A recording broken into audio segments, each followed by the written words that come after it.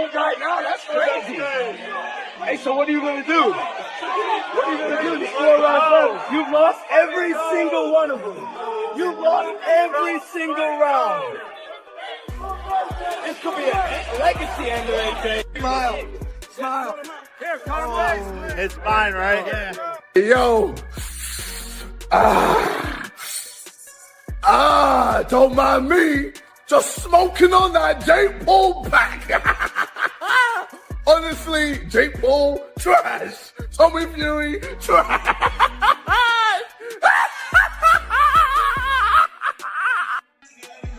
Oh! Oh! You better stop playing. You better stop playing. That is nothing to play with. That big motherfucker in front of you, man.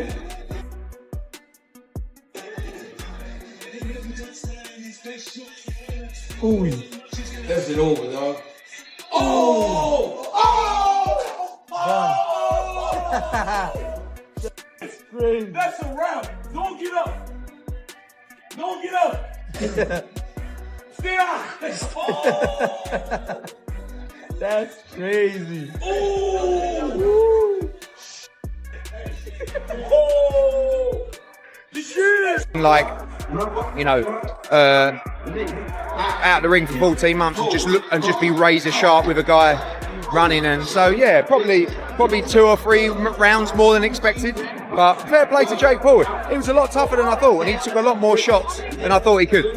What did AJ tell you inside the ring about the fight or how Jake? Oh, he said, oh, you were shouting at me, rushing me. I said, yeah, I just wanted, you know. But, like, I think he was always going to take his time. I think he was always going to be the guy that wasn't just going to go in there erratic. I said this earlier. And if Jake was aggressive, then I think he would have actually got caught earlier. But he was smart. Like, his movement was good. He was clever in the clinch. I was actually impressed. But, you know, obviously, there was a massive gulf between them, and it was only a matter of time. But listen, fair play. As I said, he did more rounds than expected. Well, I wouldn't call it an incredible knockout. I would call it a matter of time. A matter of time, right? A matter of time. And you got to realize, you know, Jake Paul had his hands down. Yeah. He was basically waiting for that knockout. Dennis, just give us a pick. Tyson or Joshua, who wins it? Keep walking. Yep, you're out. Your first instinct just comes to your mind. Well, it depends. Both, one's a boxer and one's a power puncher. So whichever gets hit first. That's what Joshua did. What you had to do, it took him a while to get it. You had to break him down and chase it down and unleash his powerful shots. What was it? Was it a little too long to get done, or? When you fight someone like that, who moves around a lot, then you have to try and make your moments, make your shots. Yeah. That's what he did. So, congratulations to Joshua. Man, and credit to Jake Paul, right, for even taking the challenge. He's a very gutsy man. Yeah. So, he got up, what, 3 times? I mean, you felt that power. Are you impressed that he lasted that long?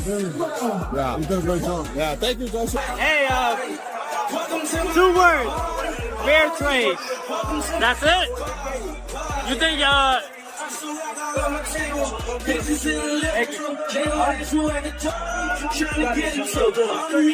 think AJ was pulling any punches? Fair trade. Fair trade? We're being mad selected. Got up after the first knockdown. Nah, Jake is tough. He's tough. He's tough. And the first couple shots didn't land clean. The last one landed clean. Where does Jake go from here? Like you said, he needed rest. Take some time off.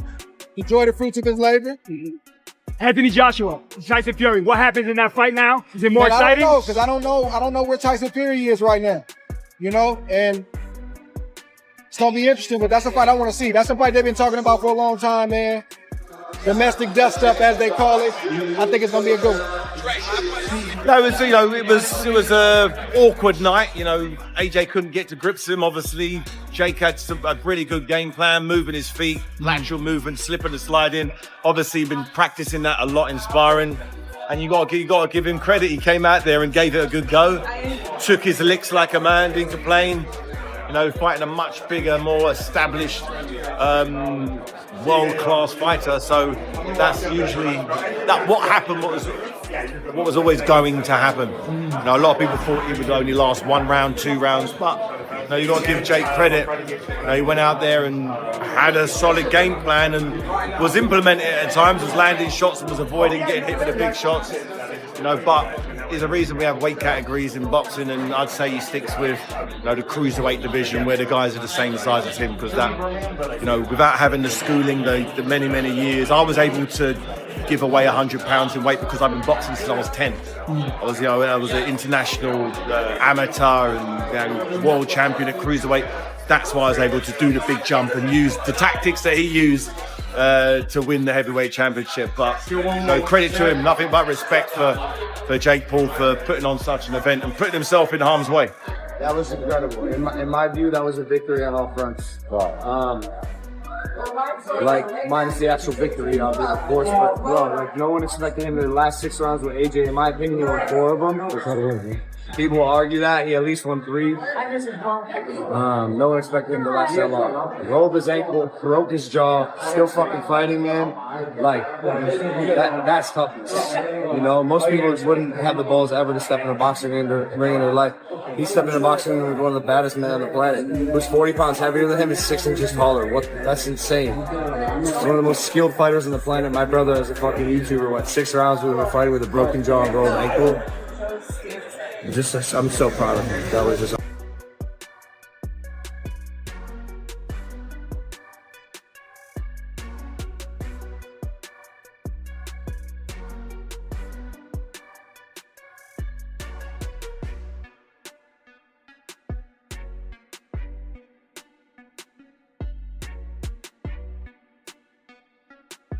Jake lost because of the size difference, not because of the skill difference. He took some rounds from Anthony Joshua. It took Anthony Joshua 6 rounds to put out a man who's been in the sport for 6 years and took on the challenge in 4 weeks. So put some respect on Jake Paul's name. He went 6.5 rounds with Anthony Joshua, one best in the world. So I got and got up like 2 times. No, it was sick. Talk about that. I mean, there's been other heavyweights that have caught that right hand who haven't got it. Nagano, so many people, bro. The overhand right. Jake's got a tough chin, dude. I think he does whatever he wants after this. He just has such big balls, dude. He had to keep moving. That was the only strategy. People are gonna say he ran around the ring. They don't know. They don't understand fucking boxing. He showed a ton of heart, right? Ton of heart. What's next for Jake Paul? Where like does I he said, go? whatever he wants. Whatever he wants. Whatever he wants. I hope he fights some more people like that are heavyweights. Still heavyweights? Yeah, I think. The long talked about fight between Jake Paul and Anthony Joshua has finally taken place, and it's safe to say the entire boxing community was watching closely. This was not a normal matchup by any standard. It sparked non-stop debate, heated arguments, and endless opinions across social media long before the first bell ever rang. For weeks, fans were split right down the middle, questioning whether this fight made sense and arguing about what the outcome might be. Once the night finally arrived, all that tension, curiosity, and controversy came together inside the ring. People everywhere wanted answers.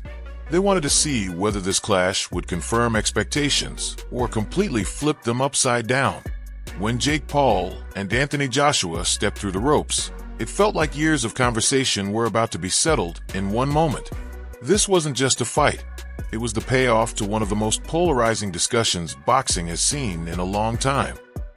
It's supposed to go and win by knockout. I understand all that, what people are thinking. But I'll tell you one thing. With all that, Joshua has been inactive. Joshua was destroyed in his last fight. I know it was against a fighter, a top fighter, not against a guy that's been fighting a couple years and has had very little background. I understand all. Teddy understands that. I just break it down, all of it. And with having said that, Joshua has been inactive. We don't know where he is mentally. We don't know where he is physically. He's been gone for over a year. We don't know. We know he's coming off a bad loss. We understand that in his last fight. And so we don't know where he's at. But we know Paul's young. We know that he's got legs. He's got a jab. Who says he can't get in there for 8 rounds and motorcycle around? And you know, what is winning for him at this point? Going and knocking out Joshua, which would be unbelievable and unlikely, or doing something no one expects. Taking on this challenge, he's already got everyone's attention. Taking on this challenge, and then going in there and going the distance. Maybe. Before the fight even happened, Francis Ngannou added an important voice to the discussion, and his opinion carried real weight. He knows firsthand what Anthony Joshua's power feels like after being stopped in the second round of their March 2024 fight. That experience alone gave Ngannou a unique perspective that most people simply don't have. The former UFC heavyweight champion, who successfully crossed over into professional boxing, admitted that the announcement of the Paul versus Joshua fight genuinely shocked him. It wasn't something he ever expected to see. Still, after the initial surprise wore off, Ngannou found himself honestly curious about how it would all play out. He believed Joshua must have had specific reasons for accepting the fight, and felt there was likely a strategic calculation behind the decision. Even with all the controversy surrounding the matchup and the ongoing arguments about whether it should have happened at all, Ngannou said he was interested in seeing the outcome. Like many fans, he wanted to watch it unfold and understand what the final result would say about both fighters. Jake Paul versus Anthony Joshua. What have we got here? As I look at it, for the fans, it put boxing still on the map because it keeps boxing relevant. Having exhibition fights like this, different celebrities and different things like that. I look at it as a fun thing for fans and stuff like that. I don't really take it seriously, because, we in the business of boxing. That right there is just, exhibition stuff. But I'm hearing they say it's a real fight, but yeah, it's a real fight because both guys are getting in a fight. I'm still the one that be thinking certain things are scripted as well too. So, but we'll see. I always say may the best man win, and main thing about it, may those guys go in there and have a. Teddy Atlas, one of boxing's most respected analysts, offered a deeper and more detailed breakdown of the matchup. He openly acknowledged what most people already knew, that Anthony Joshua was the clear favorite. When you compare their experience, accomplishments, and overall careers, the gap is obvious. However, Atlas also pointed out some important concerns that had begun to follow Joshua in recent years. He highlighted Joshua's loss to Daniel Dubois as a key moment, suggesting that something seemed to change after that knockout. According to Atlas, Joshua appeared different in subtle but meaningful ways following that fight. Atlas also mentioned Joshua's long gaps between fights, which can affect timing, rhythm, and confidence. On top of that, there were ongoing questions about Joshua's mental state under pressure. All of this created a level of uncertainty that normally wouldn't surround a fighter of Joshua's stature. Atlas suggested that Jake Paul might be able to use his youth and movement to his advantage if he approached the fight intelligently. While he stopped well short of predicting an upset, Atlas did leave the door open to the idea that Paul could potentially last the full 8 rounds. Coming from someone with his experience, that alone was a notable statement. That you can say Jake Paul was actually fighting Anthony Joshua. That's crazy. What? If let's just say that straight down the middle proper fight, what do you think? How do you think that unfolds on that night? You would have to say that Joshua was too much. He's a natural heavyweight. He's been a unified champion of the world. He's done everything in boxing. You would have to say that he's going to come in there and knock him out. If you're Jake Paul, knowing the skill sets he's got, how do you survive 8 rounds against Anthony Joshua? What do you do? 8-round fight? Yeah. 8-round fight. 10-ounce slugs. What do? You're defensive, and you pick your moments if you can, if there are moments. But he backs himself, Jake Paul, so you never know. But at the end of the day, I think everyone that's involved in boxing and knows boxing.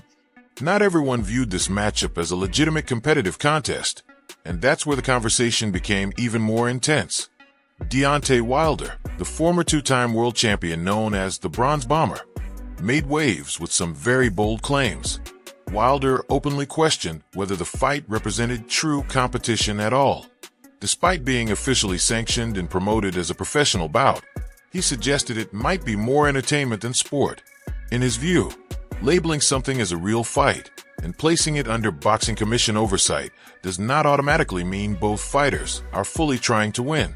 Wilder raised deeper questions about what truly defines an authentic boxing match. He implied that there could have been an understanding behind the scenes, suggesting the outcome may not have been as uncertain as fans were led to believe. His comments added fuel to an already fiery debate and forced people to rethink what they were actually watching. If Anthony Joshua won, Anthony killed this guy. Listen, a lot of questions, blah, blah, blah. Only one my answer. Anthony Joshua is Olympic champion. First. Jack Paul, it's, sportsman, YouTuber, showman. Rolls-Royce, Fiat. Listen, it's true. Yeah, I'm not, типа, я не обзываюсь. I'm have nothing better in mind. Yeah. It's just true. It's business, more money. Only this. So we need to pray for Jake Paul. Yes. I will pray Jake Paul because I want fight. Joseph Parker brought a particularly valuable perspective because of his personal history with Anthony Joshua. Parker was the first fighter to take Joshua the full 12 rounds during their fight for the WBO title, giving him first-hand knowledge of what it's like to share the ring with Joshua for an entire fight. Parker spoke clearly and honestly about the danger Jake Paul was facing. He described Joshua as a naturally huge heavyweight who had already achieved everything possible in boxing: Olympic gold, multiple world titles, and massive stadium fights. From Parker's point of view, the outcome seemed almost inevitable when you considered Joshua's physical advantages and elite-level experience. When asked what advice he would give Paul just to survive the fight, Parker suggested an extremely defensive approach. He emphasized careful timing, limited engagement, and hoping for opportunities that might never come. In simple terms, his advice boiled down to survival and hoping for a miracle. If he makes that walk, gotta give him his respect for that. It's very dangerous, you know. It seems like Netflix are all over him. It's a dangerous sport, and you can't overlook that. Joshua's a big boy and a powerhouse. I've sat ringside and watched Joshua. That's a heavy punching man, and he's a happy and he's a good kid. He has an anger in him. He has a darkness in him, does Anthony Joshua. I don't think a lot of people that. So, the fight shouldn't go ahead. In my opinion, the fight shouldn't go ahead. If he does it, I'll give him. Oleksandr Usyk shared his thoughts with the calm confidence of someone who has completely dominated the heavyweight division. This is a fighter who defeated Anthony Joshua twice, beat Tyson Fury in back-to-back fights, and added a win over Daniel Dubois. At the time, Usyk held every major heavyweight title and stood as the undisputed champion of the world. From that position at the very top, Usyk saw no need for long explanations or technical breakdowns. To him, the difference between Joshua and Paul was enormous and obvious to anyone who truly understands boxing. Joshua had competed at a level Paul had never reached and likely never would. Usyk's comments reflected certainty built on experience. He knew exactly what the best version of Anthony Joshua looked like because he had faced him twice. From his perspective, the idea of Paul competing on that level simply didn't add up. Being worked on for December 19th in Miami. Did I see the fight being worked on December 19th in Miami? Yeah. No. Do you know which fight I'm talking about? No. Fair enough. Oh, Jesus. That's a bad idea. That's a bad idea. But let me tell you what. A lot of people will watch that one. Will you watch it? Sure. You know what everybody's tuning in for on that one. I think everybody's... Conor McGregor approached the fight with noticeable concern rather than excitement, which stood out given his usual love for big combat sports events. Having watched Joshua closely from ringside on multiple occasions, McGregor understood the danger that comes with heavyweight power. His comments focused less on entertainment and more on risk. While he acknowledged the courage it took for Paul to accept the fight, McGregor emphasized that bravery offers no protection against the force generated by a 240-pound elite athlete throwing full combinations. There was genuine concern in his tone, suggesting this was about more than just hype or spectacle.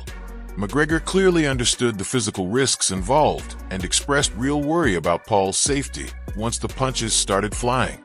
Jake Paul, were you there as well? Or? No, man, I'm in Dubai right now. Okay. Yeah. Because I know I can't remember if you were part of his camp at one point or... Yeah, I was in the gym with them. You didn't spar him, right? No. So what do you think? You've obviously sparred Joshua. What's going to happen? Good fight. You know, I'm not the worst person. I always give political answers, don't I? I just sit back. But it's a good fight. I think. And look, Jake Paul knows why he asked for AJ. So we'll see what happens December 19th, right? What was it like when you trained with him? Did he surprise you? Jake, he's a learner. He wants to listen. He asks questions. He does dig deep. Whatever's asked of him, he tries to provide. You know, look, everyone calls him a YouTuber, but this is a man with a lot of money. So he's obviously paid for the best of everything. So he's one of the best trainers, nutritionists, chefs, S&C coaches. He's studying the sport. You know, Dana White removed all technical analysis from the discussion and focused entirely on entertainment value, staying true to his promotional instincts, rather than debating skill levels or fight strategies. He framed the event around pure curiosity. To White, the appeal was simple. People wanted to see what would happen when a social media star stepped into the ring with a seasoned heavyweight who had spent his entire adult life boxing at the highest level. That unknown factor alone made the event worth staging. Whether an upset was realistic didn't matter.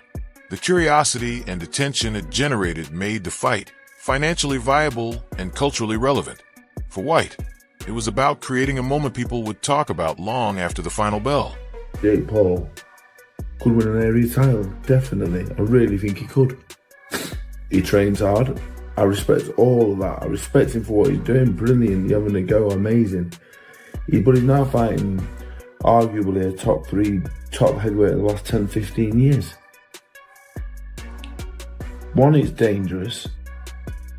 We're talking like it's a real fight. The whole thing I've been doing right now is based on it's a real fight. They're both going to try and flatten each other. It's dangerous. He's not a heavyweight. He's a cruiserweight. If that. Turned pro at 13-2. And he wasn't a kid. He was 23 years of age. He wasn't a kid. He's not grown into heavyweight. He boxed Julio Cesar 5 months ago at 14-3. Might have cut a bit of weight. Might have come down from 15 stone, but it's dangerous, really. It's dangerous. Very dangerous, because if Anthony Joshua hits him on the chin, he will put him to sleep. He will hurt him. And he could really hurt him, because Mike Tyson in his late 50s, all his MMA fighters, Chavez shot to bits. When Anthony Joshua hits him, he'll have the shock of his fucking life. He's not naturally big enough, for one. 2, he isn't good enough. Dave Allen delivered his usual straightforward and honest assessment. He acknowledged that Jake Paul had made real progress in his boxing skills and that the improvement was measurable. Allen even suggested that Paul could one day win a smaller regional title if he continued developing and faced opponents suited to his level. However, Allen made it clear that this potential had nothing to do with the fight against Anthony Joshua. He viewed the matchup as completely mismatched and existing far outside where Paul should be competing at this stage. Paul was not a true heavyweight, and Joshua was not someone to use as a measuring stick. In Allen's eyes, the fight was dangerous and made little sense from a competitive standpoint. So now that the fight has actually happened, how did you react? What were your thoughts as you watched it unfold? Let us know in the comments below. We genuinely want to hear your opinions. If you enjoyed this video and found the analysis useful, don't forget to like, subscribe, and stay tuned for more boxing breakdowns and fight discussions coming your way.